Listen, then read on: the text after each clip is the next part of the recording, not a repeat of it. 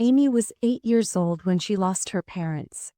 The memory was hazy now, a blur of funeral black and whispered condolences, of people speaking in hushed voices as if their pity could soften the weight of her grief.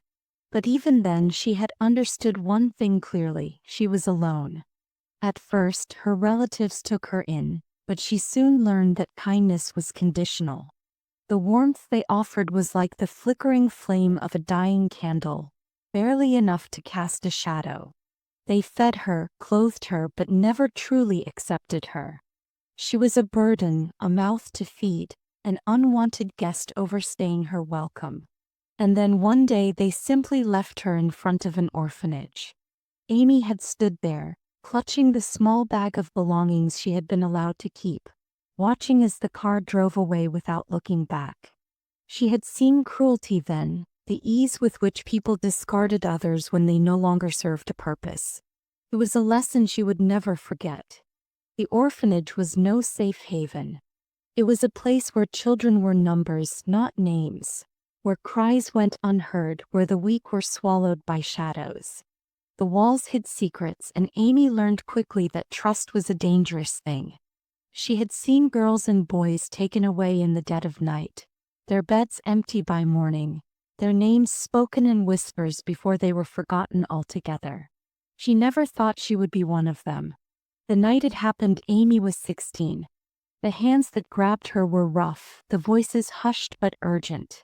She fought, kicked, screamed, but it was useless. They shoved her into a van, and the last thing she saw of the orphanage was the rusted iron gates closing behind her. Fear consumed her. Her heart pounded so hard it hurt. Was this how she would disappear too? Would anyone remember her name? Would anyone care? She was taken to an underground auction, a place filled with wealthy men who bid on human lives as if they were purchasing livestock. The air was thick with cigar smoke, the atmosphere suffocating. The stage lights were blinding as she was shoved forward, her wrists bound, her body trembling with terror. A man in a tailored suit stood at the podium, his voice smooth but empty of emotion. Lot number 37, a rare beauty. 16, untouched, obedient. Vice. Amy wasn't obedient, she was terrified. And yet the bids started pouring in. She clenched her jaw, her nails digging into her palms as the numbers rose. She wanted to run, but there was nowhere to go. The auctioneer's voice boomed, 500,000, going once, going twice. 1 million. Silence fell over the room. The voice that cut through the bidding war was deep, accented, and commanding. All heads turned to the source. A man sat in the shadows, dressed in a crisp black suit. His presence was different from the others. Cold, calculated, dangerous. A scar cut through his left eyebrow, his icy blue eyes gleaming under the dim lights. The auctioneer hesitated before nodding. Sold. To Mr. Clyde. Amy barely had time to process what had happened before she was being dragged off stage. Panic clawed at her throat. What kind of monster had just purchased her? She met him soon after. Clyde. A name that sent shivers down the spines of those who knew it. A Russian Mafia Kingpin. Ruthless, feared, deadly. Yet when she stood before him, trembling in fear, he simply tilted his head, watching her with unreadable eyes. "She's terrified," he murmured to the guard beside him. Then he turned to her. "What's your name?" She swallowed, her throat dry. "Amy." His lips curved, not in a smirk but something softer. "Amy," he repeated as if testing the weight of it. "You're safe now." Safe? The word felt foreign. People who bought girls didn't offer safety. They offered nightmares. She didn't believe him. Days passed, and yet the nightmare never came. Clyde didn't lock her away in a dark room. He didn't force himself on her. He didn't treat her like property. Instead, he gave her a room of her own, with a bed softer than anything she had ever slept on. He bought her clothes, warm and comfortable, not the ragged hand-me-downs she was used to. He made sure she ate full meals, never once letting her go hungry. He treated her like a person. At first, she was wary, waiting for the mask to slip, for the monster to reveal itself. But the longer she stayed, the more she realized that Clyde wasn't pretending. He was kind, patient, never demanding anything from her except one thing. Be happy, Amy. She didn't know how. One evening, as she sat curled up on the couch, watching the flames flicker in the fireplace, Clyde sat beside her. He didn't speak, didn't force her into conversation. He simply sat, his presence warm but never overbearing. Finally she spoke. Why did you buy me? Clyde exhaled, resting his elbows on his knees. Because I couldn't stand the thought of what would happen to you if I didn't.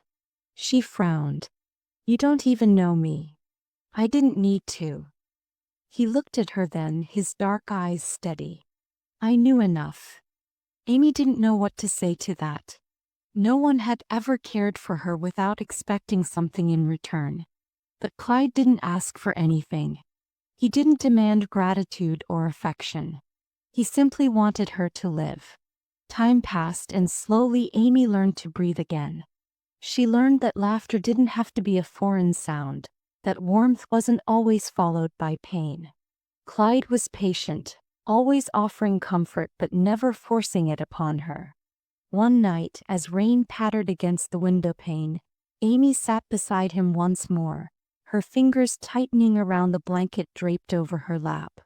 She hesitated, then whispered, "Thank you." Clyde turned his head, surprised. For what? For not being like them.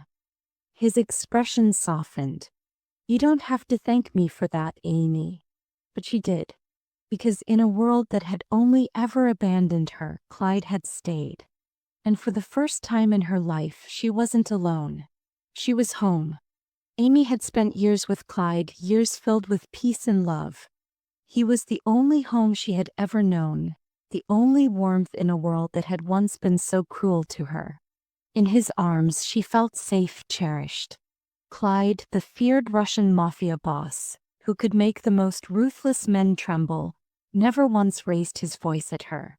He could hurt anyone but her, scold anyone but her. To Amy, he was everything. They were like lovers, inseparable, bound by something deeper than mere words. He loved her, and she knew it with every fiber of her being. He proved it in the way he held her, in the way his gaze softened whenever he looked at her. When she turned 19, Clyde began planning their wedding. She still remembered the way his lips curled into a rare smile as he spoke of their future, of the life he wanted to build with her. A future filled with love, security, and everything she had never dared to dream of before him. But in just 2 months, everything changed. Clyde started becoming distant. At first, it was subtle. A few missed dinners, long nights away, a quiet tension in his demeanor. Then it worsened. He barely had time for her anymore. Some nights, he didn't come home until she was already asleep. Other nights, he didn't come home at all. But Amy trusted him. She had no reason to doubt him. Clyde loved her, she knew he did. He wouldn't hurt her. He wouldn't abandon her. That was impossible. Yet one evening, everything shattered. Clyde came home in a rush, his face grim, his posture rigid. He didn't offer his usual quiet smile, didn't pull her into his arms as he always did.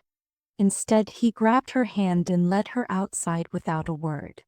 Amy tried to keep up with his hurried steps, confusion and fear curling in her chest. "Clyde, what's wrong?" she asked, her voice small, uncertain. He didn't answer. Her heart pounded as she was ushered into a sleek black car. The ride was silent, suffocating. Clyde's grip on the steering wheel was so tight his knuckles turned white. Something was wrong. Deeply wrong. Amy felt it in her bones, but she forced herself to stay calm. It wasn't until they arrived at a large, unfamiliar mansion that true fear gripped her. "Clyde?" she whispered, turning to him. "Where are we?" Still he didn't answer. He only stepped out, walking around to her side and opening the door. When she hesitated, he reached for her arm, pulling her out with more force than usual. Amy's breath hitched. He had never handled her roughly before. Inside the mansion stood a man she didn't recognize. Tall, broad, exuding the same power Clyde did. But there was something colder about him, something that made her skin prickle with unease. Clyde led her straight to him, his grip tightening as if trying to steady himself. "Stay here," Clyde said, his voice devoid of emotion. Amy's stomach twisted. "What? Oh, Clyde, what is this?" He didn't answer. Instead, he turned to the man and said something in Russian, something Amy couldn't understand. Whatever it was, it made her blood run cold.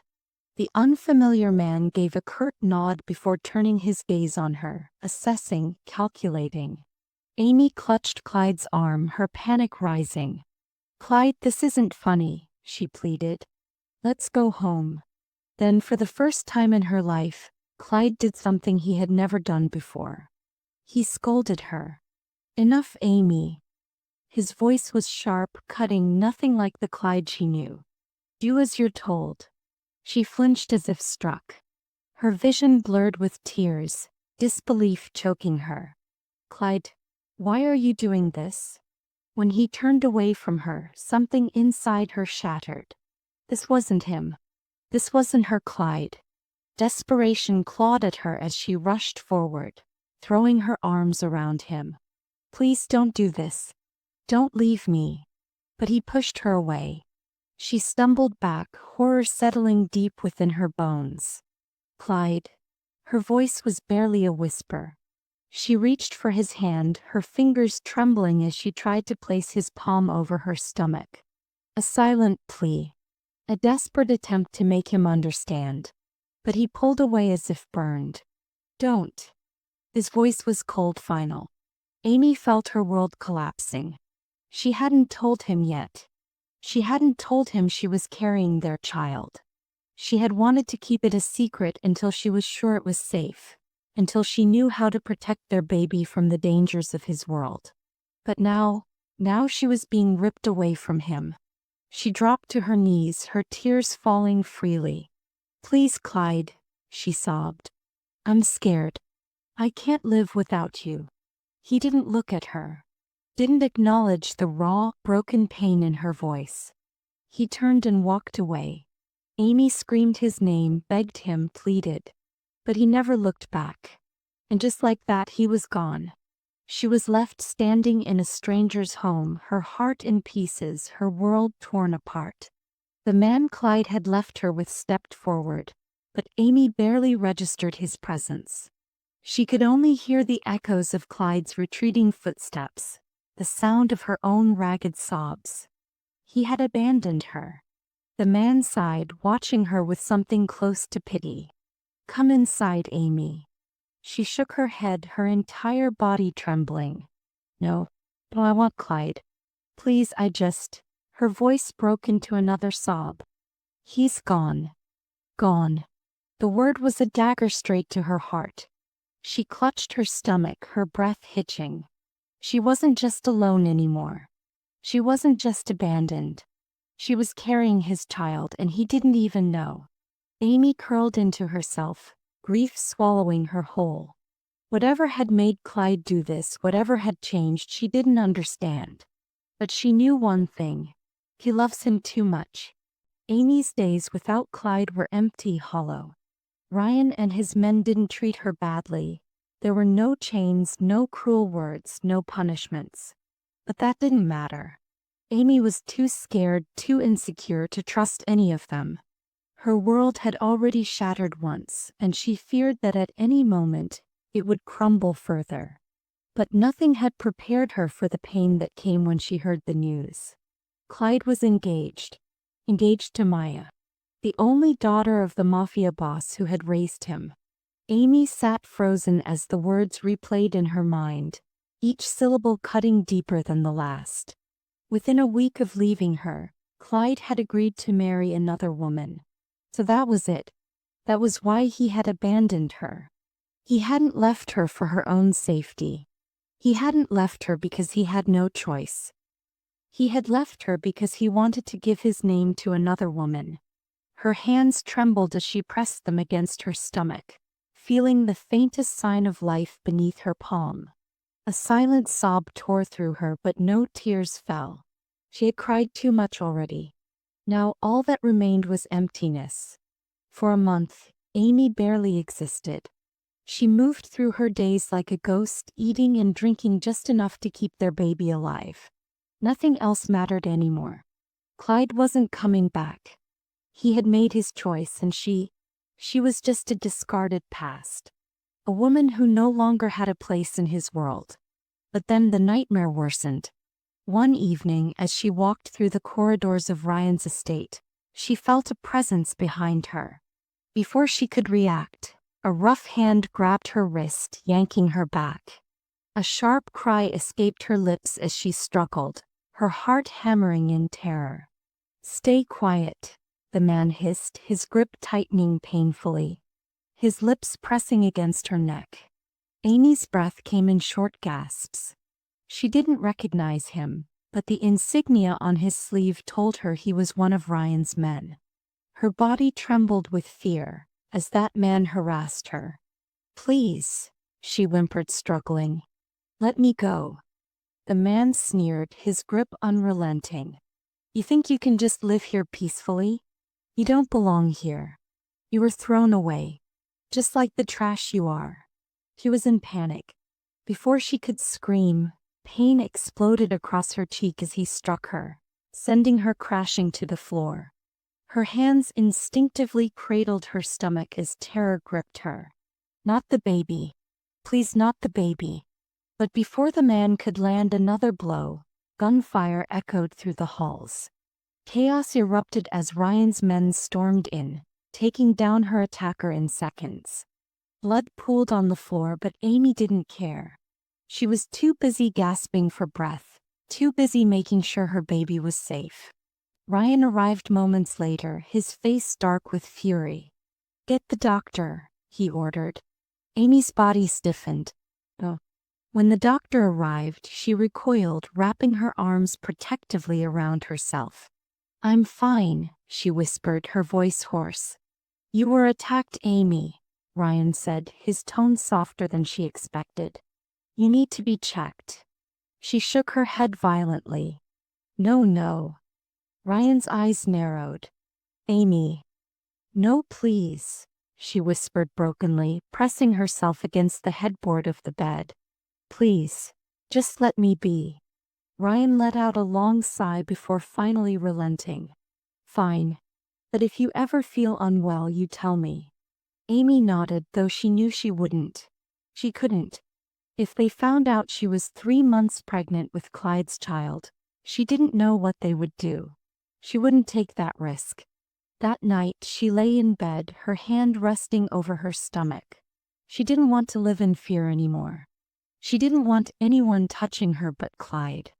But Clyde was gone. He had another woman now. She had no choice but. On the other side of the city, Clyde was drowning in rage. When Ryan called him, telling him that Amy had been attacked, something inside him snapped. He hadn't seen her in weeks, hadn't heard her voice, hadn't even allowed himself to think of her, because if he did, if he let himself feel the loss, he would go mad. And now someone had dared to lay a hand on his woman? He was going to burn the world for this. Ryan's voice was tense through the phone. "It was Maya." Clyde stilled. A dangerous silence filled the room. "How?" he asked, his voice deathly quiet. "Maya bribed someone on my team," Ryan admitted. "That's how Amy was attacked." Clyde's fingers curled into a fist, his jaw tightening with unrestrained fury. He had sent Amy to Ryan to keep her safe, to protect her from the power struggle he was caught in. Yet Maya had dragged her into this mess, used her as a pawn, hurt her. Is Amy? Clyde slammed his fist into the table, his vision blurring with rage. "Where is she?" he demanded. Ryan hesitated. "She's safe for now." Safe wasn't good enough. Safe wasn't enough when she had been hurt, when she had been scared. When he hadn't been there. Clyde's breathing was heavy, uneven. He had done this to protect her. But all he had done was abandon her to suffer alone. He had to fix this, before it was too late. The night was eerily silent when Clyde arrived at Ryan's estate. Midnight loomed, a cruel reminder of the hours he had already wasted, hours that had cost him the love of his life. His heart pounded with an uneasy rhythm as Ryan led him through the halls, his face unreadable, his voice grim. Clyde had expected Amy to be furious when she saw him. He had prepared himself for her to scream, to cry, to hit him for leaving her alone in a world that never deserved her kindness. He had expected anger, heartbreak, resentment. But he had never expected silence. The moment he stepped into her room, his world shattered. Red. All he could see was red. Blood soaked the bed, staining the white sheets in horrific contrast. It pooled on the floor, a silent witness to the pain she had endured. His breath caught in his throat as his gaze landed on her delicate wrists, slashed open, veins exposed, the deep cuts speaking of a desperation that tore through his soul. A thin, hesitant cut stretched across her throat, as if she had feared that her wrists alone wouldn't be enough to free her from this world. She had been so determined to die. Amy. His voice was hoarse, broken, barely a whisper. His body moved before his mind could catch up, rushing to her side, trembling hands lifting her fragile form. She was cold. Too cold. Though he couldn't breathe. His vision blurred as he cradled her, pressing his forehead against hers, willing her to wake up, to yell at him, to do anything but lie there so still. The pain that coursed through him was suffocating, a force so strong it felt like his own soul was being ripped apart. He had failed her. He ran. He carried her in his arms, ignoring Ryan's shouts, ignoring the blood that seeped into his clothes, ignoring everything but the fading warmth of her body against his. The car ride to the hospital was a blur. He whispered her name, begged her to hold on, but she never stirred. The only sign of life was the slow, fragile rise and fall of her chest. So faint, so terrifyingly fragile. The hospital doors burst open as he stormed inside, shouting for doctors, for nurses, for anyone who could save her.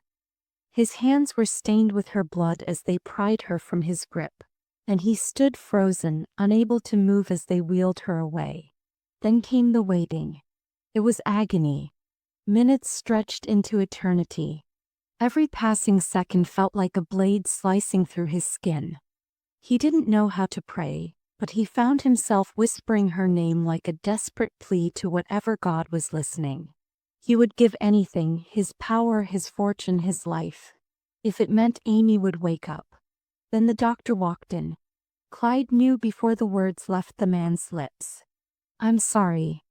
A gunshot to the heart would have been kinder. "She lost too much blood. We tried, but we couldn't save her." And the doctor hesitated, as if choosing his next words carefully. "She was pregnant. 3 months along. The baby didn't make it either." Clyde's world collapsed. His knees gave out, and for the first time in his life, he didn't try to stop the tears that fell freely down his face. He had lost her. He had lost their child. And it was all his fault. He had left her alone, unprotected, while she carried their baby, while she struggled with a pain he never even noticed. He had been so consumed with keeping her safe from the shadows that he had pushed her into the darkness himself. And now she was gone. He couldn't even say goodbye. Days blurred into nights, and Clyde stopped feeling time altogether. He didn't eat. He didn't sleep. He existed in a limbo of guilt and regret. He barely registered Ryan's attempts to speak to him, nor did he acknowledge the world beyond the hospital room where Amy's lifeless body had been laid to rest. But then came the anger. She had done this. She had dragged Amy into this war, used her as leverage, tormented her, pushed her into despair. Clyde had let her live once. He had given her the benefit of doubt. Now he would give her nothing but suffering. Clyde became a monster, a force of pure destruction. Maya's world crumbled beneath his wrath. Her power stripped, her name tarnished, her allies turned against her. He made sure she lived through every moment of her downfall, feeling the same despair Amy must have felt. And when he had taken everything from her, he left her with nothing but the ghosts of her own sins. But revenge wasn't enough. Nothing would bring Amy back. So he did the only thing he could. He built something in her name.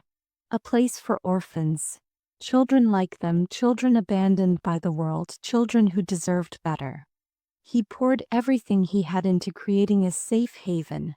A world where no child would ever feel as alone as Amy once did. And when it was done, when there was nothing left for him to give, he took her ashes and walked to the sea. The waves crashed against the shore as he stepped forward, the water rising around him. He held the urn close, whispering his final words to the woman who had been his world. "I'm sorry." Then he let her go. The ashes scattered into the wind, disappearing into the vastness of the ocean, just as she had disappeared from his life. And as the water pulled him under, he welcomed the cold embrace, knowing that soon he would see her again. Because there was no reason to live in a world without his Amy.